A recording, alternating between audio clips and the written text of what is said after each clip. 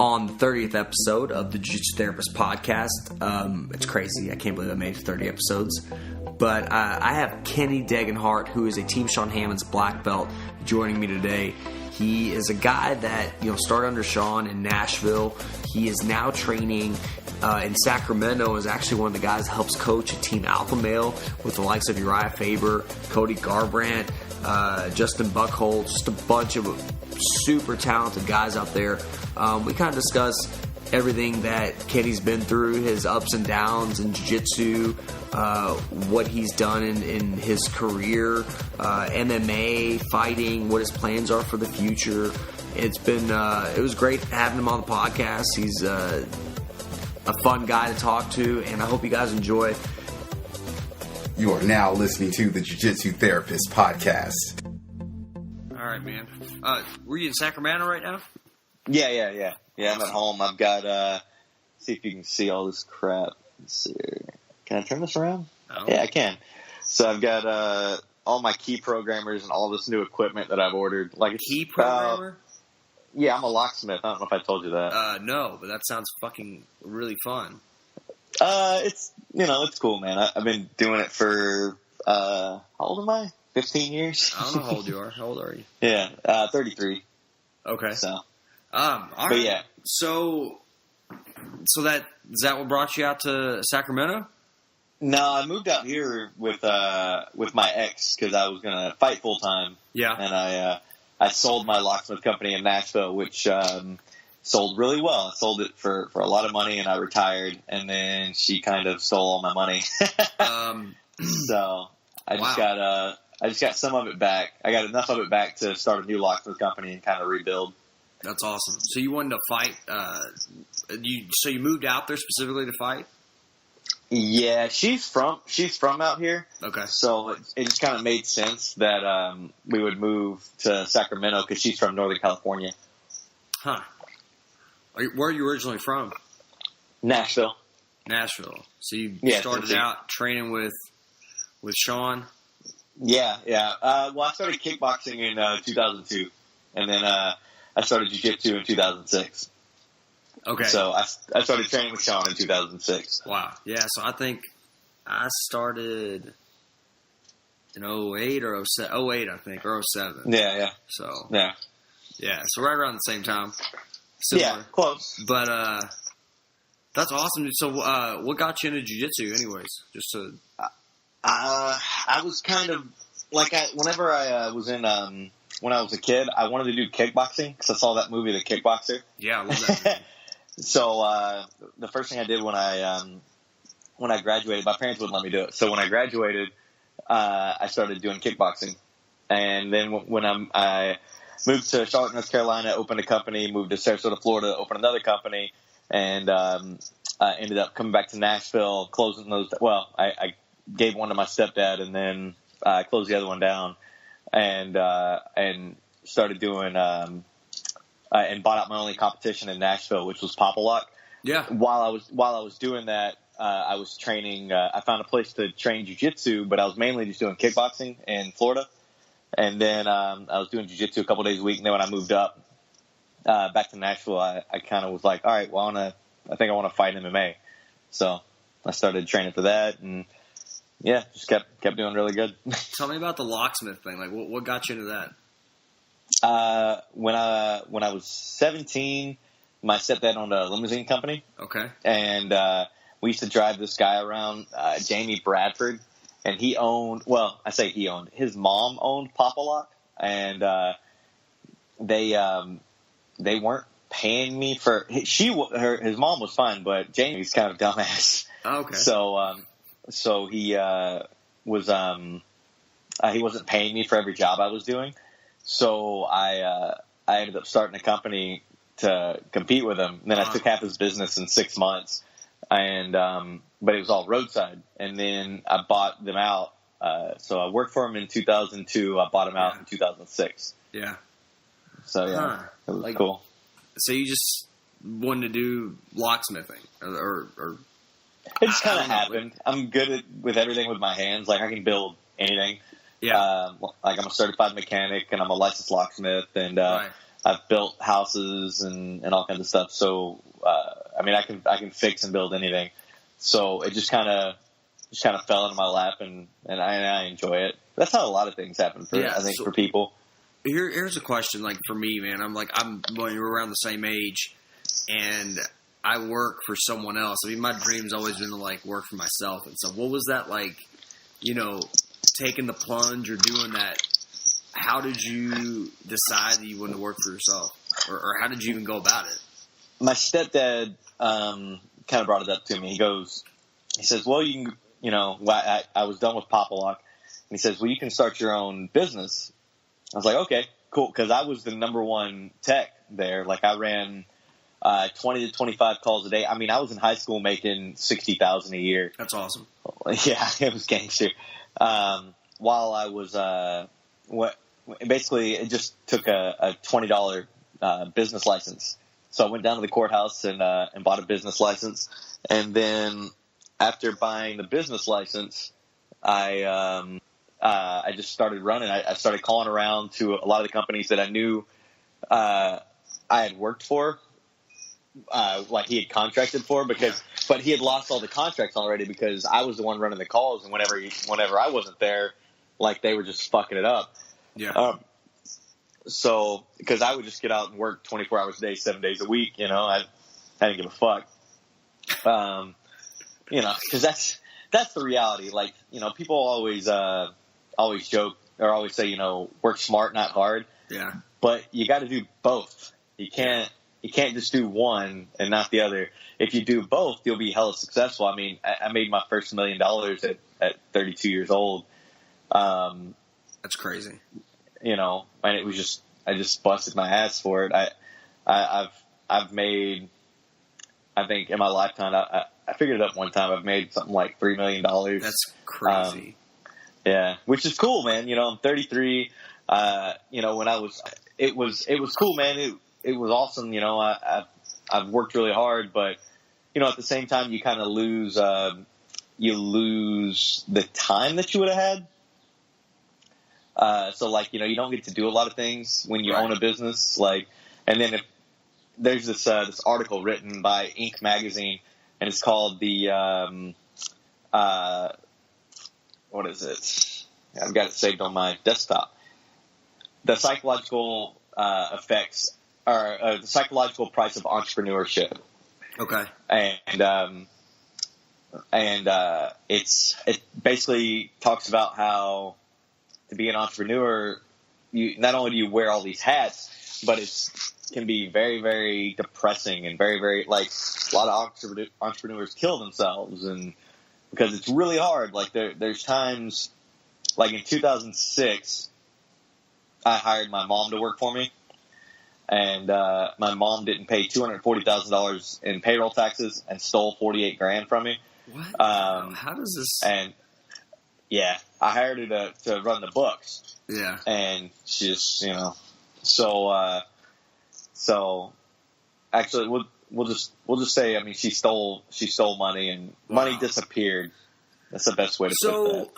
So you started your business, then you got into kind of, how did you find your way to Sean's gym and like training with Sean? Because you've been with him, man, since, you're always representing Team Sean Hammonds, forever. Tell me about Sean, and tell me kind of how that relationship has kind of started and where it's at now. Sean's a good dude, man. I wanted to fight, and I had just moved back to Nashville and bought out Papa Lock, and I walked into the gym, and David Riley? Yeah, you know David, right? Yeah, David's my boy. David signed me up as a blue belt.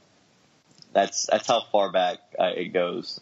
He was a blue belt. Of course, I was a white belt. Yeah. And signed me up. He'll even joke about it. Signed me up on like $230 a month, dude. I was 21 years old making $70,000 a month. I didn't even look at my bank account, which is why I was able to lose so much money. Wow. It was so fucked up. So I went in there and I was like, I want to be a fighter. I'm a 21-year-old you kid. Said that. You're one of those guys. Do you have a tap? I was one of those guys as well. No. Should have. But I was one of those guys. I was totally one of those guys. You get your ass handed to you, I'm sure. So they knew I did. I told them I did kickboxing. Yeah. So Ed, I don't know if you know Ed, but Ed was the original owner of Nashville MMA. Ed Clay, and it was Ed Clay, Lance Patrick, who's still at Nashville MMA. Of course, I'm so bad with names. I'm trying to remember all the guys that were there, but basically they had this ISKA world champion, and he just. They said, okay, get in here and go with these guys. And I was like, okay, cool. I'm good at this shit. And they beat the shit out of me. But I stayed in there. Like, I stayed in. I didn't, but I just got the shit kicked out of me. I'd never been leg kicked before. Like, ever. I'd done American kickboxing, which is way different. What's the difference for people that don't know? Like, what's the difference between American kickboxing and... Well, American kickboxing is everything above the waist and there's no elbows. Okay. And John LeBlanc was the other one that was there. And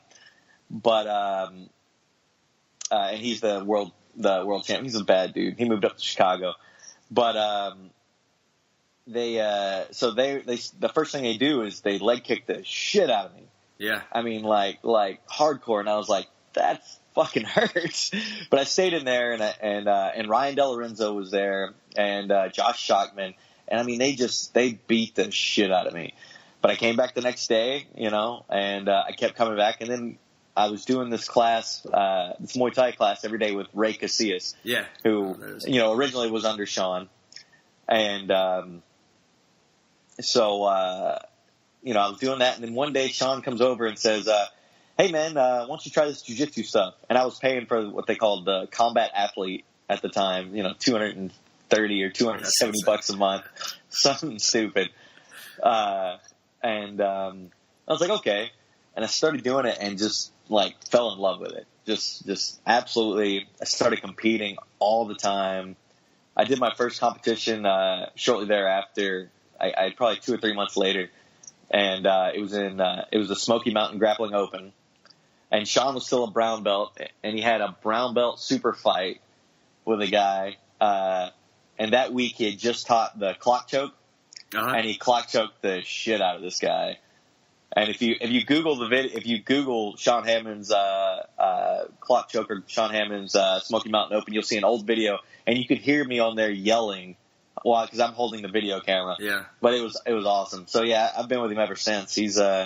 That guy he's probably one of the best people on the planet. Like I'd do anything for my boy Sean. He's a good dude. That's awesome. What do you like about Sean? I mean, is there anything about like his style, his teaching style? Like, I mean, we switched over obviously to be under Sean. It's been awesome, And yeah. I've seen some tournaments. I've been at some same tournaments. Like we were at the Worlds together. And Sean's always been a cool dude. I don't know him terribly well, but like, man, I know him better than the other people that were, under whose association we were under, So yeah, it's kind of like a cool. Almost just the feel is just it's good. It's just you feel like going to those huge grappling. Like we had I didn't go this year, but last year, we had like a shit ton of people on the mats, and it was just like. That's the coolest awesome, thing, man. It was so much fun to be out there. Sean is he's one of a kind, brother. He, he'll give you the shirt off his back. He just wants you to get better. There's nothing. He will never do something out of the idea of he might get tapped. He doesn't care. He doesn't give a fuck. He's there to make you better, and he's there for you. And that guy, he just loves what he does, and it's hard to describe him, but he really is just the nicest guy. Like he'll be the best man. If I ever get married, he'll be the best man at my wedding. Like I think he really is. He's a good dude. Was when Dave got married? Was he like the guy? Yeah, he was one of them. Okay, he was one of the groomsmen. I think he might have been the best man. I thought but he. No, I thought he did the wedding. I thought he like. Oh, no, I don't think he did. Maybe he might have officiated. I don't know. I don't know, officiant or whatever. I don't know. I thought he did. I started training with Dave, and people hear me talk about the podcast all the time. It was my first class I did with Dave Riley at Highlander MMA. I walked in, and Dave was a purple belt, and I had my first white belt class. It was me and Yeah. Dave. There was nobody else in there. Yeah. And, I tell people all the time, like he's showing me the positions. I'm like smiling, like a little. It was weird. He probably thought I was some weird ass dude. I'm smiling, all happy, like this is so cool. You know, it was just awesome. It was just fun. Like, you know, I got into it just because I would watch fights and shit, and you know, growing up, and the same thing watching blood sport and kickboxer and all that, those shitty movies. You know, which I love them. They're probably some of my favorites. But you know, I grew up watching that stuff, and I was just into it, man. And that's what got me into it. So. So what got you into kind of fighting? Like what made you? Is there something that got you into MMA that you thought, you know? No, I like competition, and I kind of, you know, I knew I wanted to fight. The hard part is when you're running a business and fighting, like you don't get to fight a whole lot. So, like, I only had 8 amateur fights. I was 7-1 amateur. I had 4 pro fights. I'm 4-0 as a pro.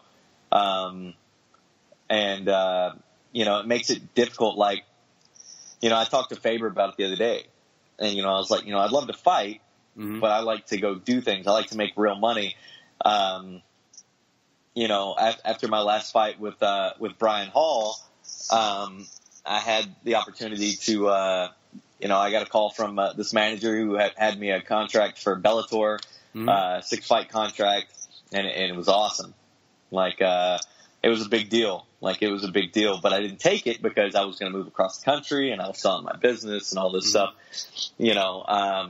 And, you know, I was basically, if I won every fight, I'd make $12,000 a fight. Yeah. Which is a lot of money in MMA. Sure. You know, but the difference here is every time I take a fight, right, from my last business, I would lose between $20,000 to $30,000 a month, in gross sales. But you talked about, man, like you talked about this book you were reading, or not the book. You talked about the article, and it's like, what's the most valuable thing to you though? Like, is it the experience of? I mean, you know, you can't take the money with you. You know what I mean? Is it like, you know, you have probably made and lost more money than most. You know, and I don't, just from what you're telling me, you probably made and lost more fucking money than a lot of people, most people out there. You know what I mean? And you're only 33, so is money? Obviously, making it is not. I mean, for some people, it's a fucking huge issue, but for you, you seem like you can do it.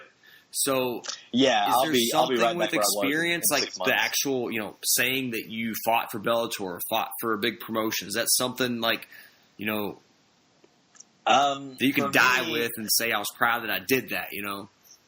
You know, it's cool. You know, I fought on national TV, like fighting in XFC was, you know, televised nationally. It was cool. I was on ESPN. My grandfather saw that. That was pretty cool. Awesome.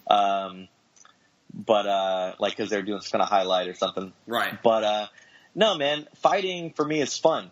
Like, it's kind of my release. It's my time, and there's no one else in there that's going to help you. That's kind of what I love about it. But no, for me, the life is about the experience. So I like to travel. Like, my goal right now is to get this company up and running, and I'm starting another, company at the same time. And my goal is to sell the second company to like IBM or something in the next couple of years for, you know, $10 million, and then move to a new country every 3 years. That's awesome. So that, you know, that's, I love fighting, and it's awesome, and it's a lot of fun. I am 33. I train with the best guys in the world, which is awesome. And I'm like, you know, I don't get in there and get fucked up like I do really well. And it's a good thing. You know, I'm kind of asked all the time, you know, when are you going to take a fight? When are you going to take a fight? Yeah. And the reality is my goals are to experience the world, not just experience the fight world. You know, so I can say, you know, I fought some of the, like I was ranked the number 1 135 pro in Tennessee after, my fight with Brian Hall, which was cool, you know, so, like, I can say I've done some cool shit, but at the same time, like, I want to go to Papua New Guinea. I want to go to Australia. I'd like to live in, you know, all different parts of the world and learn different cultures and see everything. That's really, for me, kind of my goal. Well, so, and for my opinion, you know, like, as a physical therapist, knowing people's peaks and physical primes and stuff like that, you can go to New Guinea at 50, at 60. Oh, yeah. You can't fight at 50 at 60 or be effective at fighting at 50 or 60, It's true. Like, I think it's there's really a small window. Yeah, and most people don't get rich off fighting. You got to nowhere near rich. You're not going to get rich off fighting, man, because I think, by the time you spend money on your training camp and, diet and all that shit and travel, and by the time you get to the fight, hopefully you're not injured, then you're just, you lose money. A lot of times, yeah, man, but that's all people know. Like, you have a lot of shit that you can do. Obviously, you've been successful in other areas. So it's kind of like, do you think maybe that's a hindrance to you? Like, knowing that there's other things you can do. For some people, like, fighting is all they can fucking do. Like, you feel like they have a more desire to compete and actually be successful? I think people sell themselves short. I think that, you can do it all, for lack of a better term. If the problem right now is the end goal, right? So let's say I fight, I make it to the big show, I make, if I get 6 fights in the UFC, right? Okay. Let's say I get 10-10 for the first 3, and let's say somehow I make $100,000 in the UFC, right? So 40% of that, right off the top, goes straight to taxes because it's a purse, right? 20% goes to your manager and to your gym, right? Okay. Off the top. So that means out of $100,000, out of 6 fights over 2 years, you made 40 G's, right? You can't survive on that. So then you have to work as a bartender or, and I don't look down on that. But that I don't function that well with. Like I can make, like I did a job today and made $300 in about 25 minutes. Yeah. Okay. And the difference is like, for me, I travel back and forth to Nashville several times a year. Like I go, I'll be in Costa Rica again this year. I'm going to Chicago on Wednesday. Tomorrow, God, weeks flying by. That's awesome. But I like to travel and see the world. The last thing, and then the other side of it is, if you made $500,000 in the UFC and actually walked away with $500,000, how fucked up your body's going to be when you get to 50 years old, for sure, and you can't walk and you can't take care of yourself. Like, that's a problem. So, for me, it's the longevity game. Like, I fought, I did it. I'd like to do a couple more maybe. But at the same time, I really enjoy being intelligent, and I don't like, every day I worry about head trauma every day, and you can't, it's one of those things, you can't really be a dumb locksmith, so. Well, what do you see? Like, since you've been around fighters and stuff, and you're like training Team Alpha Male now, what do you see with those guys? Like what they go through. Like, do you see a lot of head injuries, a lot of knockouts? What are you seeing? Because they got a ton of high level guys. Obviously Cody Garbrandt, Uriah Faber.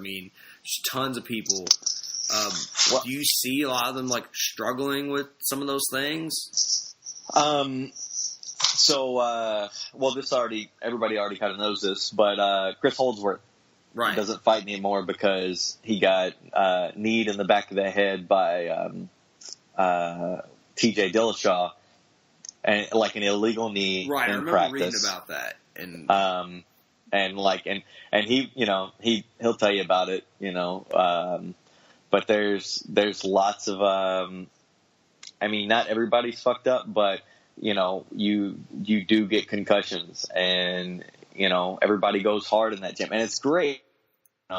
It's one of those things, like, I don't want to do that all the time and take the risk of being fucked up in the end. Like I don't want to talk like Muhammad Ali for 30 years.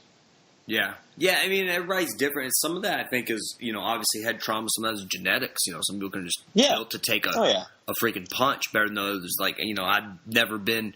I can't say that I've never had a desire to do an MMA fight, but I know what you're saying because I went to school and I spent a shit ton of money going to school and educating myself so I wouldn't necessarily have to do that. So I understand there's definitely a fear, memory loss and being able to just function. I think that's huge, and we don't know a lot of this shit that's going to go down.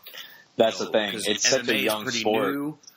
But on the other hand, there's a lot more ways to win. So that's kind of, you're not just hitting each other in the head the whole time. There's obviously, look at the submission game is huge. But like, do you see a lot of? I know Chris Holdsworth. I kind of read about him. I know he won like the Ultimate Fighter and super talented. He's an amazing guy. Really, really talented guy. I really enjoyed watching him compete. On the Ultimate Fighter and stuff. Does he ever have plans on fighting again? Is that just something that's kind of out of the question? He talks about it sometimes. I've talked to him about it a couple times. I don't know what his end all plan is. But he's an amazing black belt. He's an amazing coach. He really enjoys the coaching side of it, which I kind of enjoy coaching from time to time. Like I'll teach at Hoff Gracie, and I'll help teach every so often with Holdsworth at the pro practices stuff, which is cool whenever I'm in. But I've been working so much that I haven't been in a while. But yeah, it's I just I worry about it. He worries about it, and the reality is the amount of money you get paid versus the potential injury is just, it doesn't equal out. Yeah.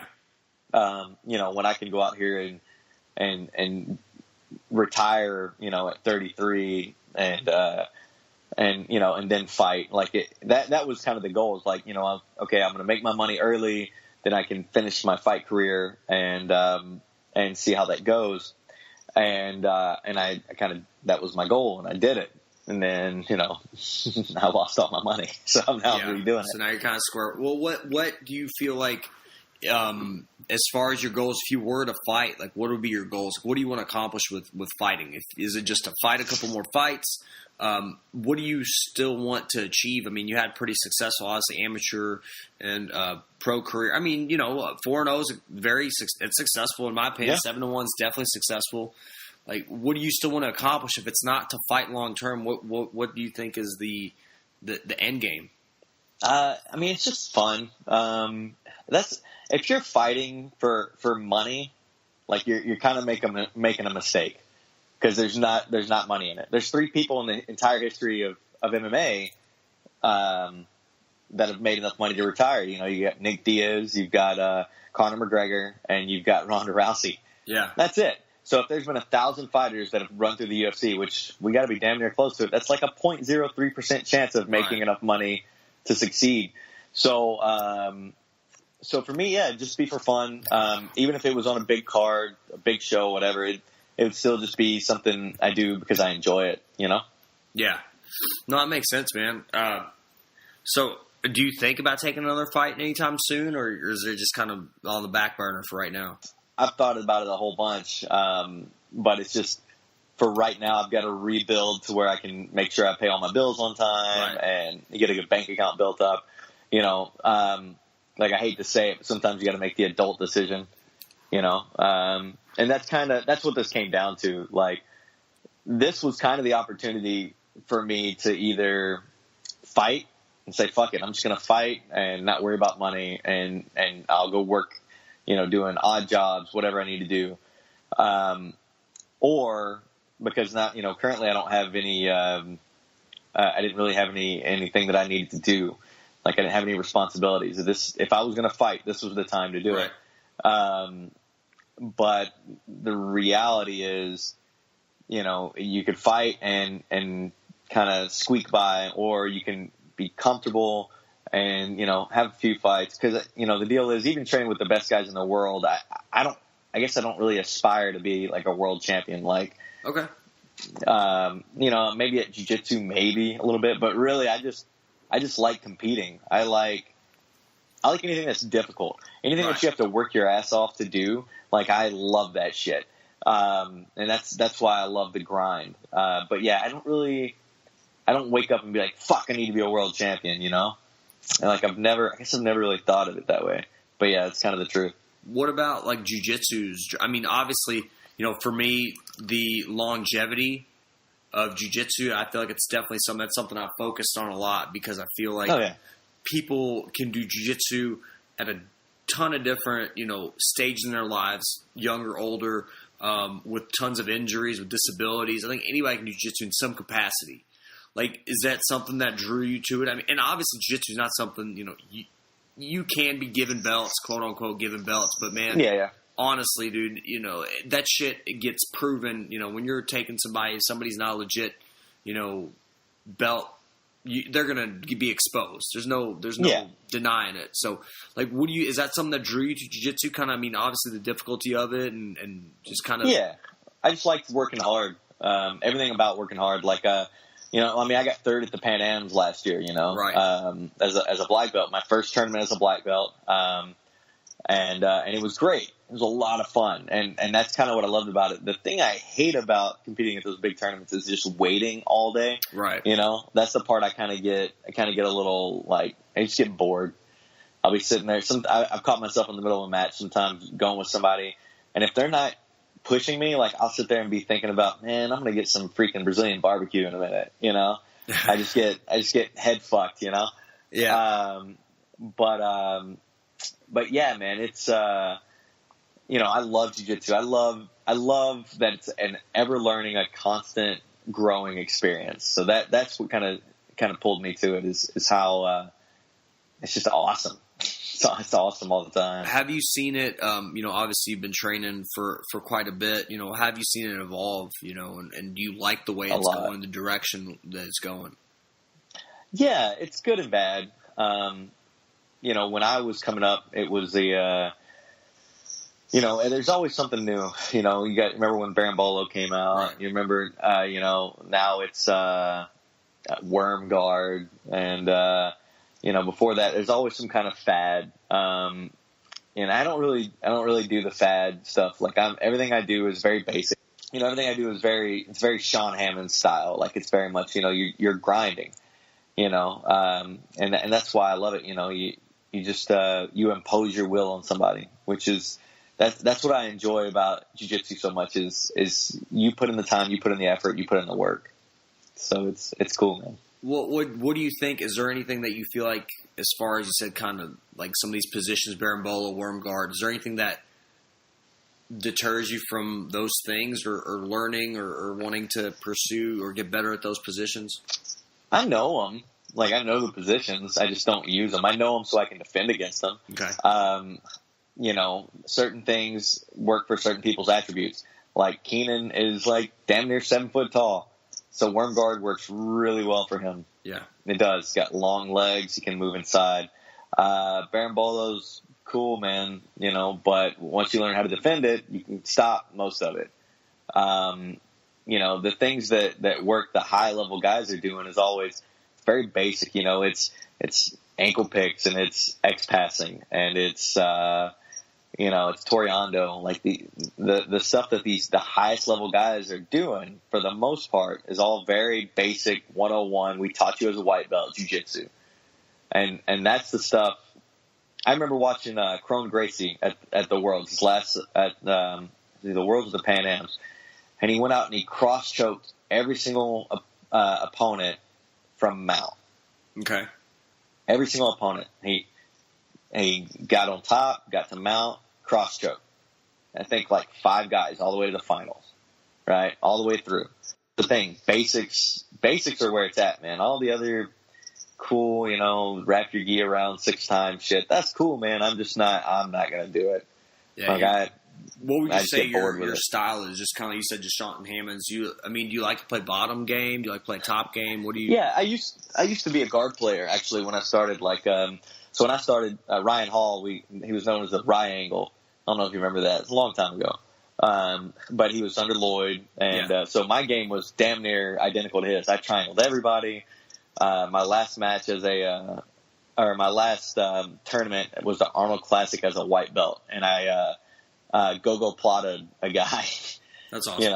I was all guard, and which of course doesn't work for MMA. So finally, Sean, I did a bunch of privates with Sean and moved to a top player. But yeah, I'm very much, I like to take down I use maybe 3-4 sweeps.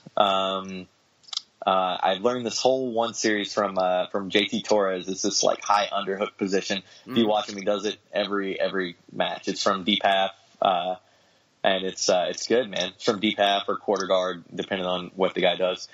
So it's so that's kind of my game. It's just very like I'm a grinder. Like I'm heavy pressure. Like I love it. It's fun. What do you feel like the level? Obviously jiu-jitsu's kind of really evolved. Like, do you feel like California's still kind of ahead of the kind of East Coast? Do you feel like there's still a different in the quality of jiu-jitsu at all, or? There's some guys out here that are like really good, but I don't see them as guys that can like. There's not many people here that I feel like could destroy anybody from back home. There's a guy, Dustin Akbari, who is ridiculously good.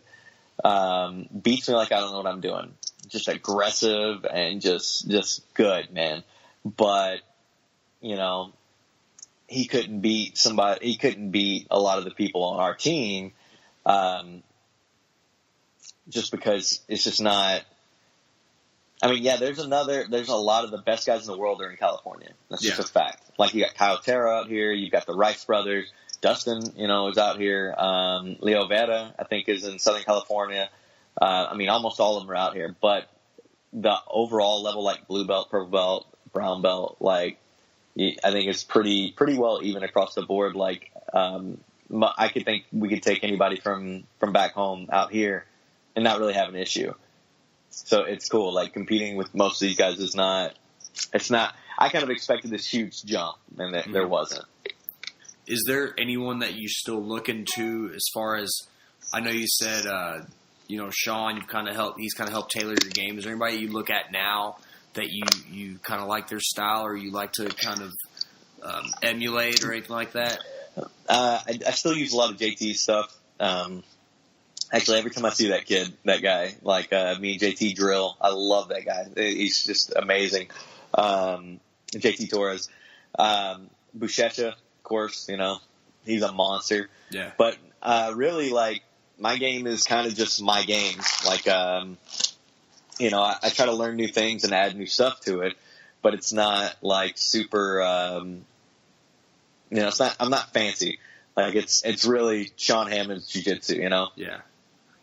Which is great. What do you feel like, training out there with? Tell me about kind of training at Team Alpha Male. What is that like? What's kind of the level? Obviously, they're like an elite gym, but what do you feel? Is anything sets them apart, or what makes them so good? It's just hard work. They put in time. You got Justin Buckles, our head coach, and Buckles is good, dude. Buckles has been around since the beginning. He's one of the original OGs, and that guy knows his shit. He's a good Muay Thai guy. He came up under Master Tong. Like, he's fucking good. Of course, you got Faber. Faber's a great coach. He's a great training partner. Like, it's cool to be able to work directly and roll with these guys and wrestle with these guys. Because it's all about, really what it comes down to is the number of high level training partners that you have here. Like, it's not.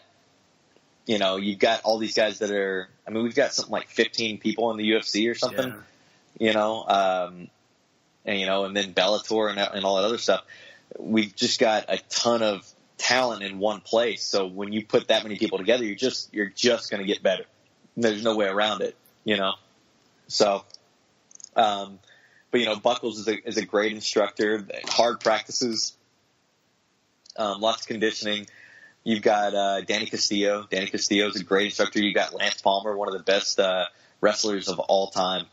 And he's out here. He's between here and Ohio, I think. Uh-huh. But these guys are the best in the world at what they do. So you really, it's like you can't do anything but get better. Yeah. What was it? I'm just curious, man, because you guys from Team Alpha Male have had a bunch of guys fight Dominic Cruz. Like, was there anything that that Cody Garbrandt did different? Or, like, it was crazy. I didn't expect him to win. I mean, I didn't think anybody was going to. Dominic Cruz is he's just so good at his style. And I was like, that's crazy. I mean, it was just crazy to me to watch. His ability to mix his wrestling and his takedowns with his striking. Like, he's super athletic. He's, but his striking, he's been doing boxing since he was super young with his uncle. About Cody, correct? Yeah, Cody. Okay, yeah. Sorry, cut out. Oh, my bad. Yeah. So that's what makes him so good. You got Sting. That's his uncle who's done his boxing for forever. And he's been boxing for a long time, and he's wrestled for a long time. So he's got the time on the mat. And, we did a bunch of boxing, and, I was during that fight when he was getting ready for, Dominic, I sparred with him, every boxing practice I sparred with him. We did jiu-jitsu together every practice. We worked hard together. But it wasn't, I'm not saying it was just me. It was all of us, the whole team, So, he worked hard, man. That guy, he doesn't stop. He runs, he stays in shape. He's always doing pad work, bag work. He never leaves the gym. So, what do you feel? Is there anything you felt like he did particularly? Do you think the difference was his boxing, or was there anything particular you saw that he did? He just combines it. What makes Dominic good is his in and out movement, and he counter fights. So Cody didn't come forward to make him counter fight. He made Dom come forward, and with Dom coming forward, Cody's a great counter striker. Not only is he a great counter striker, but he goes from counter striking to attacking flawlessly. Yeah. So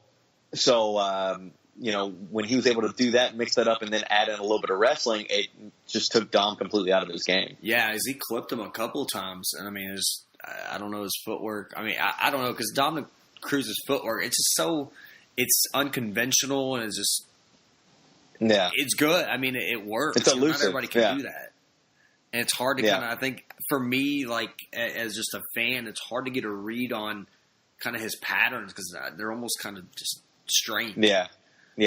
So when you got traditional, he worked hard, man. Yeah, he, awesome. Him and they, the thing is, we fought. Faber's fought Cody, and TJ's fought, or not Cody. Faber's fought Dominic, and TJ's fought Dominic twice.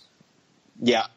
So it's one of those things. We've got a ton of experience against them. So when you take that, and you got Justin Buckles there to help guide him down the path. They worked hard together, man. They really worked hard. So I mean, that's why he's so good. The kid's nonstop, dude. Yeah. Do you tell me about a little bit on the Ultimate Fighters? I saw you on there. Yeah, I was on there. What was that like, man? I'm just curious. Now, I've had some guys from the Ultimate Fighter before. Tell me the experience. Tell me what you feel like the fighters go through. Coaches, obviously, it was a little bit probably frustrating for Cody. You never know. I mean, how people are going to fight, who's going to win. I mean, you're just yeah. You can't teach anybody anything in 6 weeks. Yeah, for sure. That's how long that show is. Right. I was there for 3.5 weeks. It was cool, man. It was a cool experience. All we did was joke around the whole time, just kind of fuck around. But the deal is, you can't, there's nothing I'm going to show you today that's going to that you're going to be able to use tomorrow. You know what I mean? You can try it, but it's not going to be ingrained in your head. Right. So, during that time, you pick your fighters, and it's kind of the luck of the draw, and it happens. But, it wasn't, we went out there and we helped the guys and we trained, and it was cool. It was a lot of fun, man. It was a lot of fun. What, as far as you feel like it was a pretty accurate portrayal, or they just kind of, I mean, it's weird to me, there's no TV. There's just I guess they have alcohol. I was like, you're just you just basically want ratings, I guess, because that's what you put a bunch of guys together that have nothing to do but train and drink. I mean, you're gonna have bad shit's gonna happen. Probably they're gonna do stupid shit. Yeah. So yeah, man. No, I mean, it was cool, man. They, it's there's no TV, and they are just kind of in there doing their thing, it was pretty accurate. Like Cody and TJ fucking hate each other. Yeah.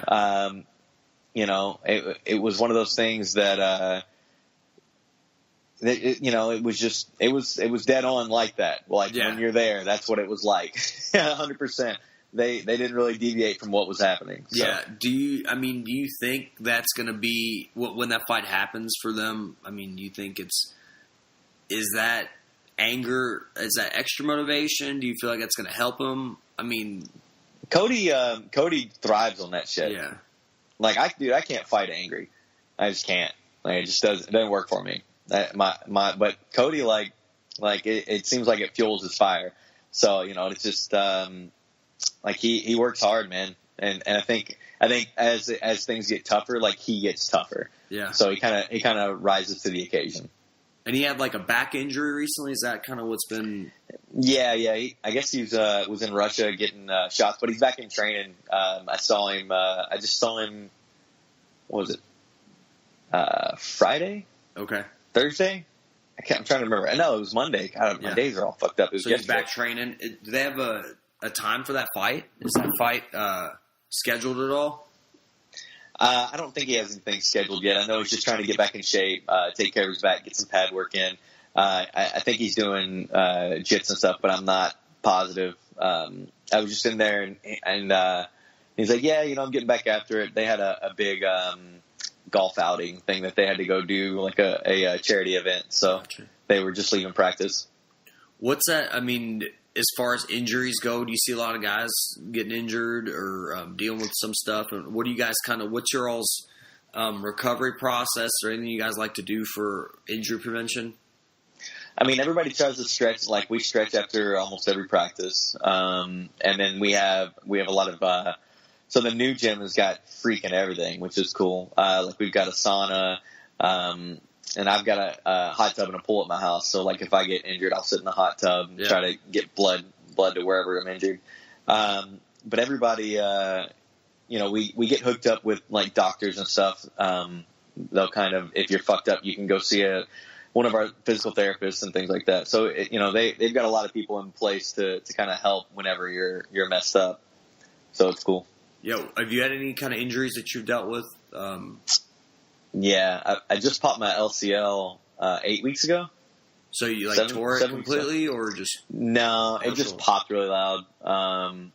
It popped. I couldn't walk, but I trained. I started training a few weeks later. It's still tender, which is why I keep moving because I'm having to like stretch it out whenever I'm kind of sitting Indian style, and it's not real good for it. Sure. And then I hurt my back actually. A week ago? I couldn't hardly move yesterday. Were you doing jiu-jitsu? Like, how'd you injure it? Just jiu-jitsu, a combination of jiu-jitsu and hiking and working and just been a lot. It's one of those things. Like you're always kind of dealing with injuries. It just kind of happens. We all get fucked up and we just try to take time off and recover as best we can. What do you like as far as like training regimen for you, and then maybe get into some of the training camps, like what you guys kind of do, how you all taper, and like what do you like to train as far as like during a week? If you can get into your ideal training, like ideal times, work is not an issue. What do you like to get in if you can? For me, I mean, so the pro practices are pretty much where you would get in. So we don't have camps. And that's something that kind of threw me off out here. Okay. They don't give everybody a camp. Every pro practice is for the fighters. So we have pro practices, every morning and then in the afternoon and then every night. And if you are fighting, you need to be at all those practices. All three. Depending on, there's 3 on some days and then there's the rest of them are 2 days. Okay. So it's like Monday, Wednesday, Friday morning is just the straight up pro practice. All it is like a little bit of boxing and a 30-minute warm up and stuff like that. Then and then Tuesdays and Thursdays is wrestling practice. And then Monday night is jiu-jitsu. Tuesday is Muay Thai. Wednesday is that's not true. Monday afternoon is boxing. Monday night is jiu-jitsu. Then Tuesday is Muay Thai. Wednesday is boxing. Thursday is jiu-jitsu again. And then Friday is boxing and pro practice. How much sparring do you guys do usually? I mean, we spar Wednesday mornings. Rounds? Yeah, Wednesday mornings is the MMA pro practice, sparring practice. And then Saturdays we do boxing sparring. And then Saturday morning before that we do jiu-jitsu. Do you? So what do you try to make it to all the practices you can? What do you like to do as far as your training? Right. I mean, yeah, for me, I'd like to make it to all of them, but since I've gotten out here, everything's been so hectic. Like I think I've only had 2 weeks where I've made every practice. So like it's just been hard. Twice a day or every day? Yeah, twice. Yeah, if I'm able to make every practice, I would. But I would only do it if I have a fight lined up. Right. Because it's sometimes you want to do other stuff like. You want to get on, like I enjoy boxing a lot, so I've been thinking about taking up more of that or doing some more Muay Thai practice. Actually, they just added a ton of new practices because the new gym is so huge. So they're in the process of trying to revamp everything. So the new gym's awesome. Holy shit, the new gym's amazing. What's is it just bigger? Like what's the difference? Yeah, it's 20,000 square feet. It's 2 floors. We have a room specifically just for the protein, that for all our lockers and stuff.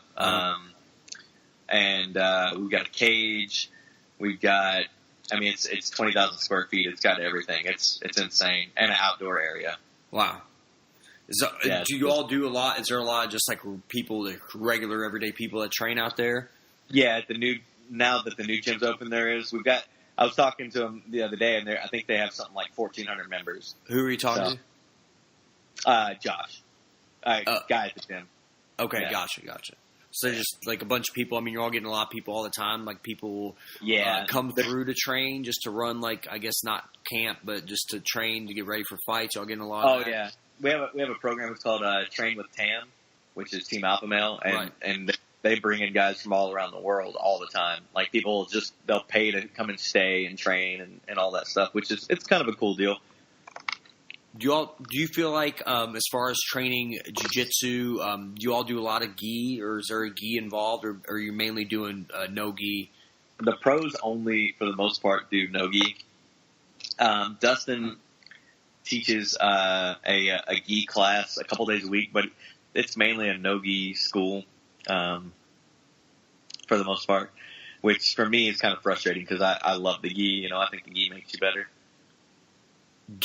As far as being applicable, obviously I say this all the time. You're training for MMA purposes. Gi is not. I think gi is super applicable to certain things, but you want to make it as similar as you can to the training or the fighting environment. I think the gi is pretty good. So the cool thing about the gi is it's that extra friction. So everything you do, every technique you do, has to be correct, right? So if you learn the technique correct and you do it constantly correct, that means in no gi, when you do it correct, you'll get a better position and it's more likely you'll escape. So I continue to do gi all throughout my fight camps. I always have. Is that so? Do you prefer gi over no gi? I'm just curious. I'm probably better at no gi than I am gi, if I'm honest. But I do seem to prefer the gi. Like I try to get into gi classes as much as often as I can. Yeah. As often. Is there any tournaments you kind of got on the radar? Are you doing Master Worlds coming up, or? I wanted to, man. No, right now it's just work, man. Just working. Work. Yeah, I gotta rebuild everything. It's fucked up, I went from being a millionaire to working for $15 an hour. So, doing construction work, not the end of the world. I can do it. I've done it. You just got to rebuild. But, you just kind of get through. Well, as far as Costa Rica goes, I want to ask you about that, because I actually saw Justin today. Tell me about that, man. Tell me about that experience, going with all the guys. What's that like? It's awesome. All we do is surf and do jiu-jitsu all day. Me and Justin kind of took up spearfishing this last time, which was freaking out. I would spearfish probably more than I would do jiu-jitsu. It's amazing. So do you use tell me about spearfishing? The different kinds of poles, but basically, and they have guns and stuff too. But, gotcha. That's what I was getting at. Yeah. Yeah. Justin used a gun last time we went, and then I used this big pole, and it's just a big elastic band that stretches across your thumb. Yeah. And you draw it back across your arm, and then you release, and it hits the fish. It's cool, man. It's how accurate is that shit? I mean, do you have to? It's pretty accurate. Pretty accurate. Is it pretty hard to? Yeah. Well, it's cool. You forget how long you're out there. We were out there one day for 4 hours just swimming. You just swam nonstop for 4 hours. Oh my God. But it's easy because you've got a snorkel and you're face down, so your body will naturally kind of float that way. Right. So it's really cool, man. It's I was gonna move to Costa Rica when me and my ex separated, and then she took all my money. So I was like, oh well, I can't afford to do that. So yeah. What do you like about? Is there anything particular about Costa Rica that draws you to it? It's super chill. Everything about it is just super relaxing. The whole vibe about it is just in the United States, the dollar is everything. Yeah. You gotta have money. If you want to enjoy the things you want to do and do the things you want to do, you gotta have money. Down there, it's not as crucial. You could I've got a job offer to teach down there if I want. But it's just been, it's you got to make the decisions that are kind of right for the time. Does it teach jiu-jitsu down there? Or, Yeah. Okay. What did you about the group or the people that Justin brought down there? I mean, obviously Chewy was down there. Sean has been down there. Is there anything particular that, as far as the training sessions go, are you all doing 2-a-days as well? Yeah, 2-a-days every day.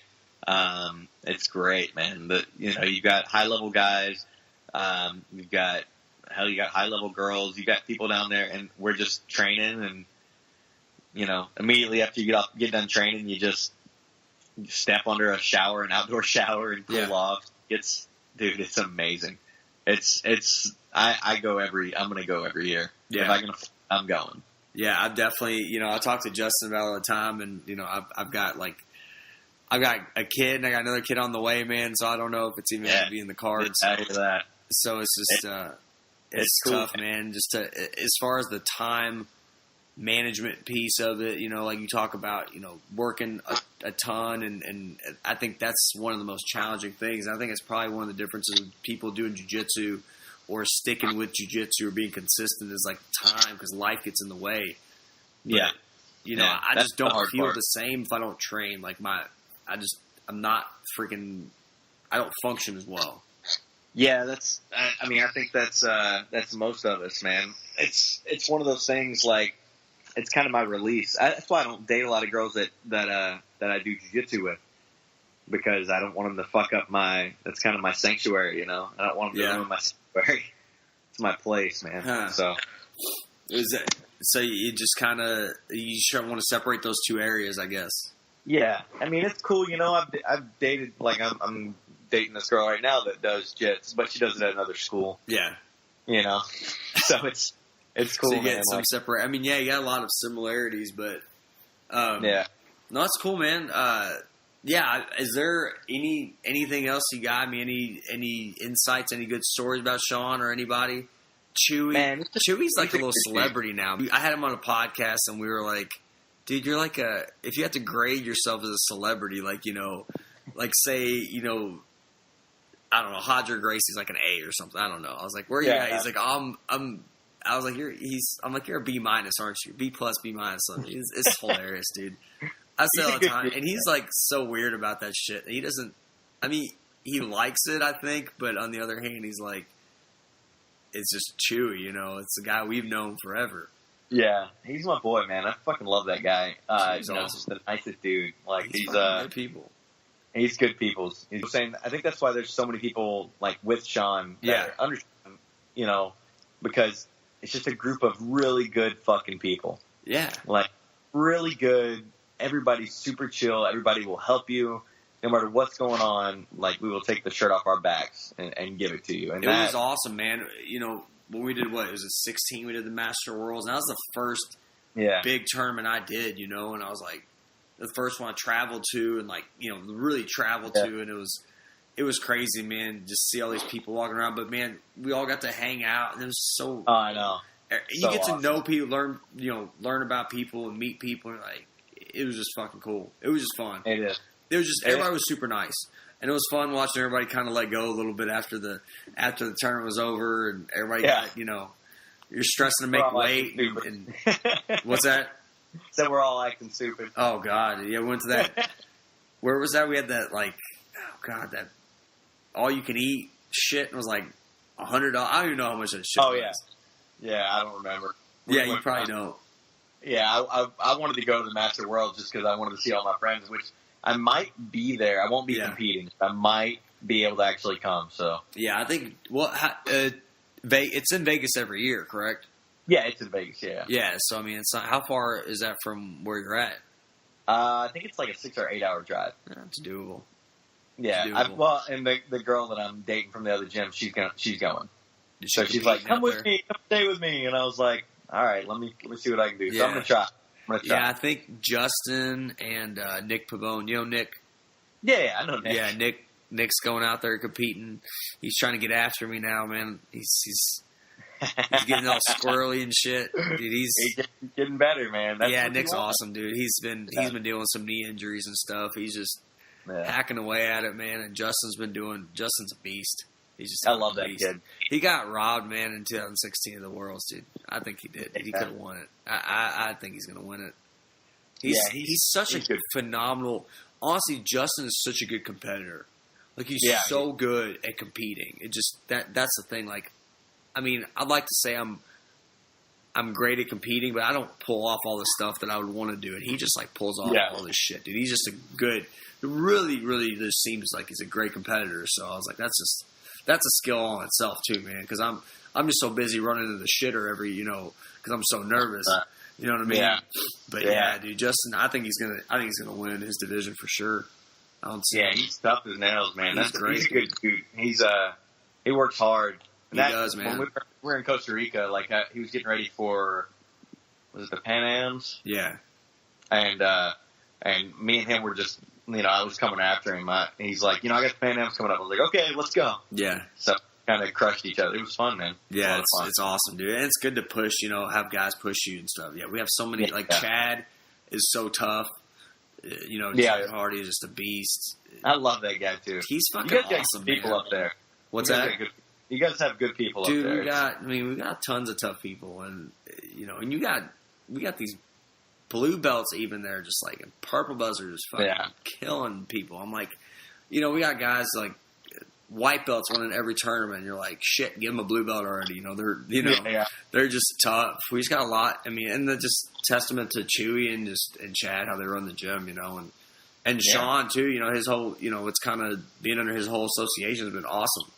It's been fucking cool. Like we've had so much more experience with like people in the region, I think Jordan up at Triple Crown and so many other people, man, just getting together. It's great, man. It's just a fun community. It's good people and everybody it's fun to have people not just in Louisville, but like in Nashville, in Northern Kentucky, all these areas, man. It's just fun to have everybody around training and we kind of try to get people together throughout. So, yeah, I agree, man. It's I was going to move back, but I signed a non-compete with my last business, so. Oh, yeah. Is that forever?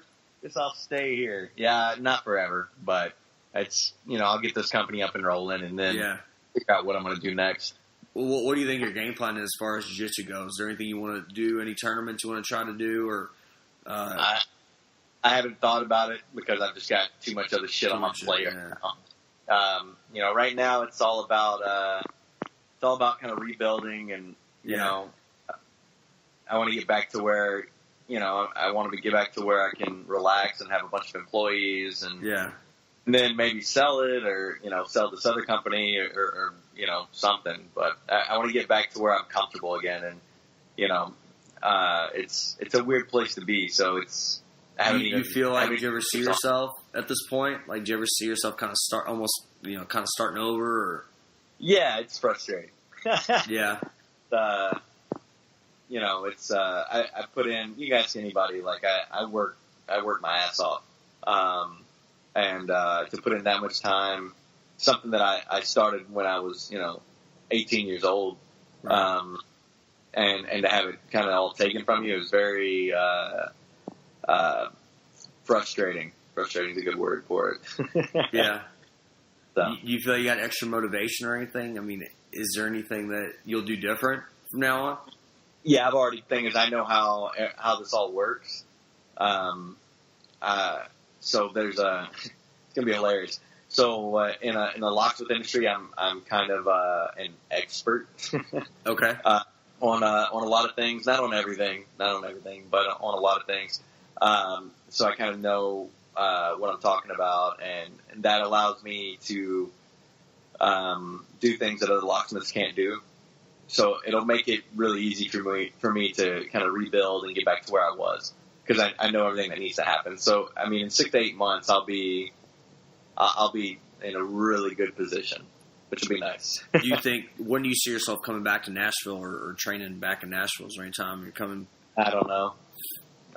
Right, the goal right now is just to get this started. Once this is rolling and kind of making real money, then I can kind of focus on that. But I haven't really. Right now, I've got too much focus on this part set up. I've got the next 3 years planned out here in Sacramento. Yeah. So.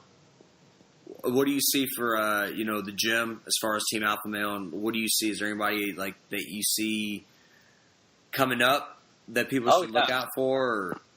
I mean, we got a lot of guys like Bopo. He just got signed to the UFC. Of course, Cynthia. Cynthia's already in the UFC. Yeah, Carvillo or Carvillo. Yeah, dude, she's a monster. She works hard too, man. She's unreal. Really, really good. She's pretty young. She's only like 7-0 or something, or. She's 6-0 now, I think. Yeah, she just had 6 or 7. Yeah, she just had a fight, man. That's awesome. She works really hard, man. And Buckles is kind of taking her under his wing, and is really working hard with her. It's one of those things that these guys. I mean, they work hard. They put in their time. There's a ton of guys at the gym. I mean, that's the cool thing. Everybody at the gym is good, man. Yeah. Everybody. Like they work hard. They don't slack off. They don't bullshit. So, it's the place to be if you're going to be fighting. Like, it's definitely the place to be. Yeah. It just sucks that I'm here in the position I'm in. So that's why. Right there, man. Make it out there. Helping. Well, yeah, it's cool, man. And I'm helping them when I can, and they, and everybody seems to like. Me and Elkins, Darren Elkins, is another guy. Me and him fucking roll every chance we get. We just beat the hell out of each other. It's just this constant grind every chance we get, and we spar every chance we get. So it's cool, man. It's it's cool to be like one of the higher ups. That's good. That kind of and I fit in pretty well there, I think. Yeah. So cool, man. Awesome. Makes me happy. Is there, give me some people, maybe some I should get on the podcast. Is there anybody that, kind of that's up and coming? Yeah, man. Like I said, Bopo, really good dude. Trying to think. My buddy with the long hair, his girlfriend works behind the counter. I'm trying to remember his name right now. I'm so bad with names. It's terrible. Terrible. Hey, you, long hair. You're all right. But it's good dude, man. I'll have to freaking. I can look him up real quick. Send some info to me, and I'll just try to reach out. That's there's my buddy Jarrell. Oh, Mike Malott. Mike Malott's real good. Like he's up and coming. He's kind of a badass. And yeah, man. There's a ton of freaking really good people there and that's just what I mean. It makes everything. It's cool, man. It's cool training with those guys and watching them get better. It's impressive. I wanna hear. Honestly, I wanted to ask you this as far as when that TJ and Cody fight happens. How do you see it going down? I mean, have you seen them spar before? I didn't. I was here after TJ left. Okay, but I've seen the video of him getting knocked out. Really? So there is a video. Yeah. Oh, it exists. Yeah. Yeah, it's not the only time it's ever happened. Wow. That's the whole thing. Like, Cody's too much for TJ. He's just got better takedowns. He's got better striking. He's more aggressive, but in a way that is tactical, if that makes sense. That's what makes him good, man. He puts together his wrestling and his striking so well, where if you're defending one, you get caught with the other. That makes sense, man. Yeah, that's, that reminds you, like, kind of George St. Pierre was really good at mixing, changing levels and mixing stand-up and takedowns, and that's awesome, man. Yeah, I think Cody will beat him by the second round. Really? Yeah, it might go to the third, but Cody, he puts on a pace, dude. Like, he doesn't fuck around, so. Yeah, they're both, were they 135? Is that what they're? 135. Dude, those guys can just go. And go and go. My first day in that fucking place, it was my first pro practice. I'm fat. I was like 190 pounds. It was terrible. Yeah. And I'm with Faber. So we were doing wrestling Shark Tank. It was me, Faber, Holdsworth, and Cody all in the same group, right? And basically, you're the guy in, and you have to, they're going to attack you, and then they're going to switch every minute. And it was they beat the shit out of me. I mean, just bad. Like, I just couldn't hang. I didn't throw up. I stayed in there. I didn't give up. But goddamn, it was bad. And I'll never forget thinking, man, Cody's takedown is so fast. Couldn't believe how quick it was. I mean, now I'm in shape and definitely a little better off. But even still, like, I couldn't believe that was my first practice there. I was like, holy shit. It was cool, man. It's that low. Yeah, that'd be amazing, just that come level. Out, dude. Come out. You come to pro practice, I'll get you in. We'll have some rolls in. It's fun, man. I get my ass. Man, we'll do gi jiu-jitsu. I'll be all right. I could maybe hang some on it. But wrestling, man, it's not my strong suit. I'm kind of I'd rather pull guard, to be honest with you. I'm more bottom guy. Well, you don't want to do that. Nope, not a wrestling practice. No, man, that's probably for me one of the areas that, like, my takedowns and stuff. It's one of the areas I've really, I feel like I need to focus on a lot more.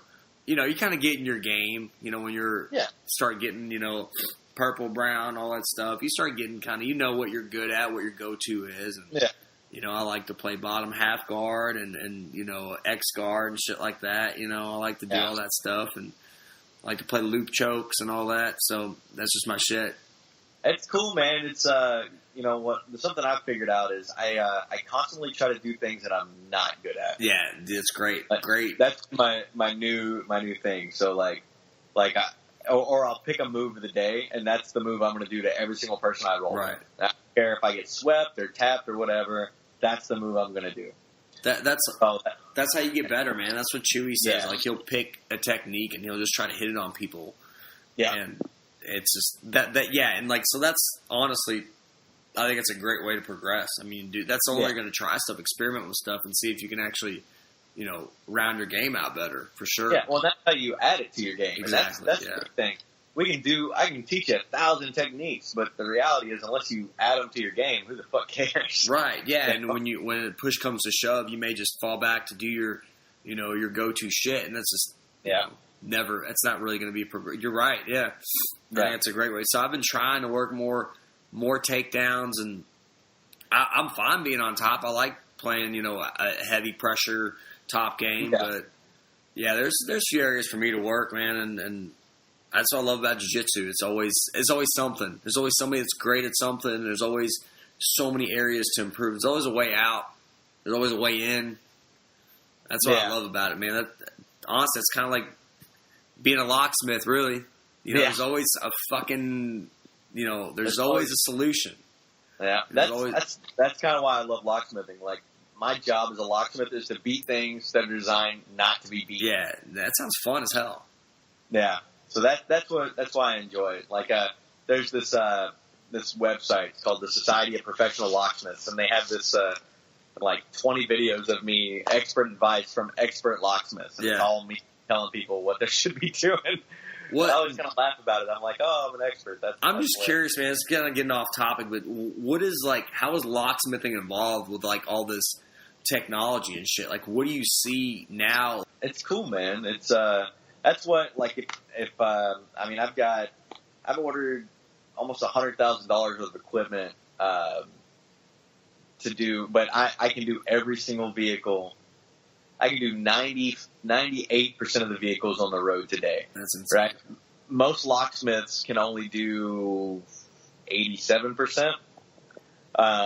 And they only use this one programmer that's right here behind me. It's called the MVP. But like I use all these other programmers, and then it's also like being a computer programmer. Like you have to learn what EEPROM is, reading an EEPROM. I don't know what the hell that is. And it's erasable, readable, programmable operating memory. That's what it stands for. And it's basically so a computer is all ones and zeros, all of it. Right. Okay. Everything.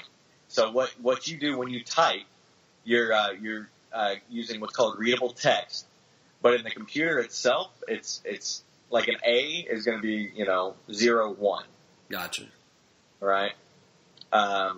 So, and that's what every letter is a couple of numbers, and what that is 0 is off and 1 is on, and that's what it reads in the computer. That's how a processor works. That's how all that shit is. And that's just if it's going to send electricity or if it's not going to send electricity. That's all 1 and 0 is. So basically what I have to do is like on let's say a BMW, I take the computer out of the car, I disassemble it, I find a chip on the computer, and I pull all the information out of that chip, and it comes through in what's called a bin file or a binary file. And then that binary file is going to be in what's called hexadecimal binary. And I convert that binary file to readable text, and then I find the information inside that binary file and write a key to that file, and then rewrite that to the chip. Or I can do it that way, or I can write the binary file, part of the binary file to the key. So it's whatever happened to just fucking putting your key in and turning the thing and then it opens. Yeah. That doesn't happen anymore. Yeah, it does, but that's insane, man. Every time you turn your key on and off, most keys are programmed. Anything past 98 is going to be programmed for the most part. Like there's some that aren't. But every time you turn the key on and off, let's say for like a Nissan, you turn the key on. When you turn it on, the car asks for a code. Yeah. Right? It says, okay, this is my ID number. It says, okay, well, last time you cut me off, I gave you another code.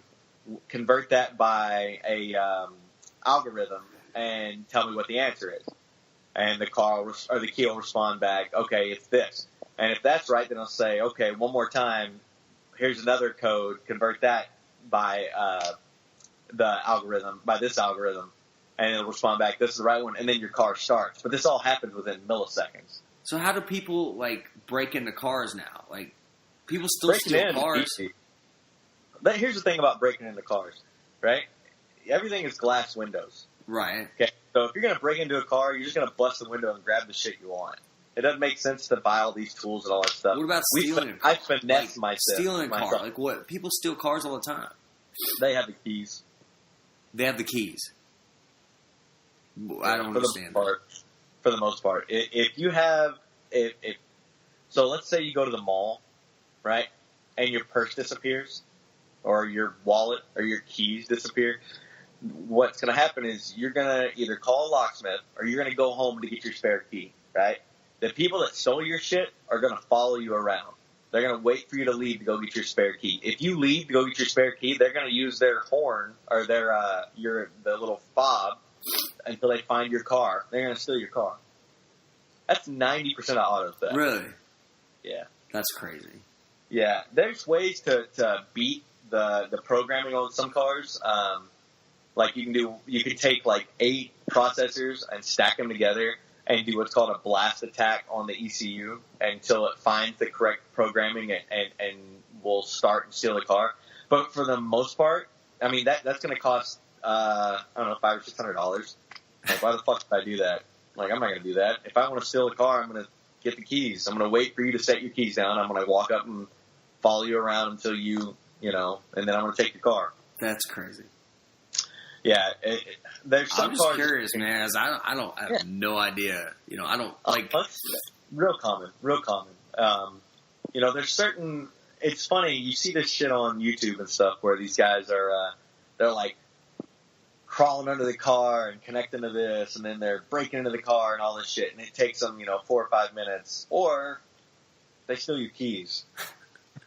So it's not as complex as I thought. Yeah, it's just stealing some. All right, so yeah, it's the reality is locks keep honest people honest, right? People, if you didn't have locks on your doors in your house, right? People just walk in. That's it, right? You put locks on doors. Now they have to cause damage to get in. They have to go through effort to get in. And the reality is, you have glass windows. If I want in your house, I'm going to go through a window. It's not it's the illusion of security. And that's really what I tell every customer I ever meet. I'm like, look, I can sell you this $550 lock, but it's on a glass door. Like, if somebody wants to get in here, they're just going to break the door and walk through. Yeah. That's interesting, man. That same lock picking. Nobody picks locks. Burglars aren't going to pick your lock. You can't pick locks? I mean, is that possible? I can. Oh, I pick locks every day. It's not a big deal. It takes 3 or 4, sometimes it takes 3 to 5 seconds. Sometimes it takes 5 minutes. But, it's super easy, right? But if they're going to break in your house, they're just going to kick your door in. And something like 87% of break-ins are kick-ins. Huh. You got to think. It's a wood door on a wood frame. I gotcha. Unless you're doing a steel door on a steel frame, and then they might go bust a window and get in because you have windows in your house. Gotcha. That's it. I mean, I was always curious, man. I don't know a shit ton about locks at all, and I think it's kind of neat because I'm as basic as going in, putting a lock and you can like reset the, that like I was like, that's amazing. How you can like reset your own, quick set smart key. Yeah. Yeah, those things are cool. They break a lot. Just be careful. They don't last very long. But they're pretty cool. They helped out a lot of people. Yeah, I don't know. I was like, that just seems interesting. But I disassemble locks and rekey them and stuff. Yeah. So like ones that aren't the smart keys, like I rekey those and stuff. Yeah, that's awesome. So it's cool. Like it's cool. I do bank vaults and safes and access control and I do everything. It's cool. I beat people up and break into cars for a living. That sounds fun. That's good, man. It's a good gig, dude. Yeah, it's cool, man. It makes me happy. Awesome, dude. Well, man, I appreciate you hanging out. No problem, It's great talking to you, man. I appreciate it. I wish you the best, of course. I hope keep training. I'm sure we'll cross paths. I'm hoping to get out to Costa Rica. I'll be back after it again here soon, dude. Please come through Derby City, man. For sure. Awesome, brother. Well, I appreciate it, dude. Thank you so much. Appreciate the time. All right, thank you. Thanks, dude. Thanks to Kenny for joining me on the podcast. Thank you guys for tuning in. Make sure to leave a review on iTunes. Check more podcasts out on JiujitsuTherapist.com, Stitcher, YouTube, and appreciate the support, guys. And I'll see you next time for another podcast.